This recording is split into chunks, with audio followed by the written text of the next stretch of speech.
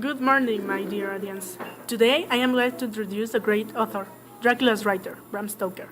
Stay with us. We will come back in a few seconds. Here we are again. Thank you to listen to us. Let's get started with this interesting interview. How are you, Mr. Stoker? I am perfect, very glad to be here with you and very pleased to be here. Thank you. Well, first of all, thank you for accepting our invitation. In order to know you better, tell me about your childhood.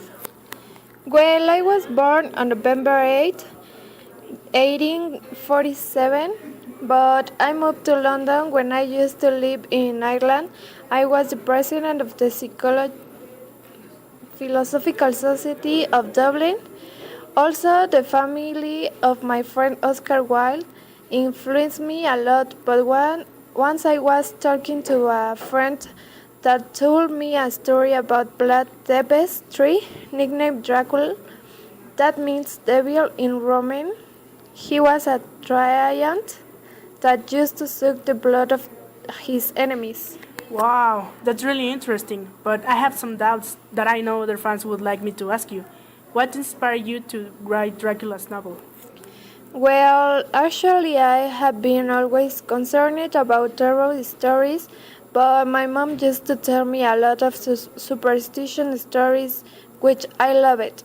I think these kinds of histories make you to stay awake, to be intrigued.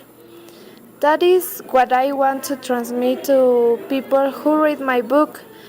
As you can notice, this is a story between good and evil. In this case, between Dracula and Van Helsing. I think the main reason I wrote this book was because I tried to gather modern scientific facts with superstitions.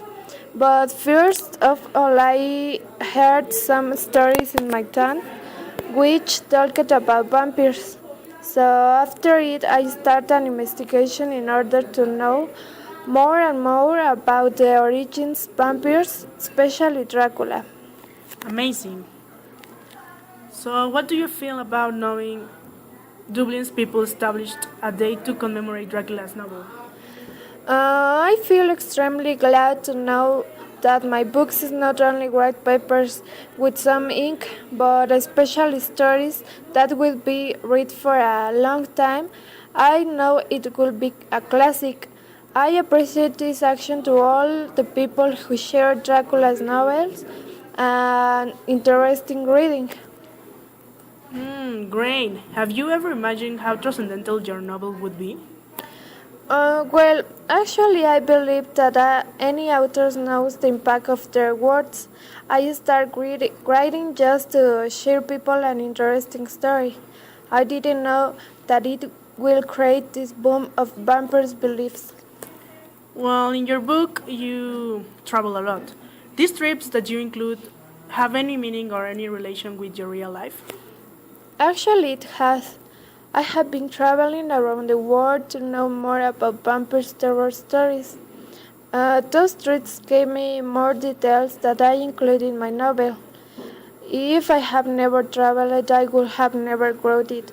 So, yeah, I travel as a Dracula and Dr. Van Helsing did. Well, thank you so much for being here. I really enjoyed this interview. Coming up next, we have other main characters of this novel, so stay tuned. As our main character is Dracula, we brought him right into our program to know a little bit more about him. So, let's begin. Your real name is Blight Debs, right? But they call you Dracula, so how do you prefer me to call you? Dracula is fine. Dracula, what did you feel by killing people in such a sadistic way? Oh, I didn't feel anything. I actually felt so much pleasure because of the way they answered me or acted. They deserved pain. Could you tell us about the punishment you mostly enjoy? Sure. Once I remember, there were a few Turkish messengers who refused to remove their turbans in my presence.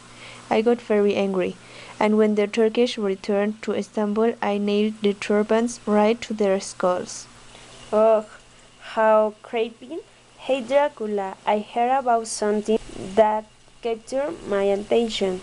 Could you tell me something about that time when Florentine the merchant came to your castle to report a crime?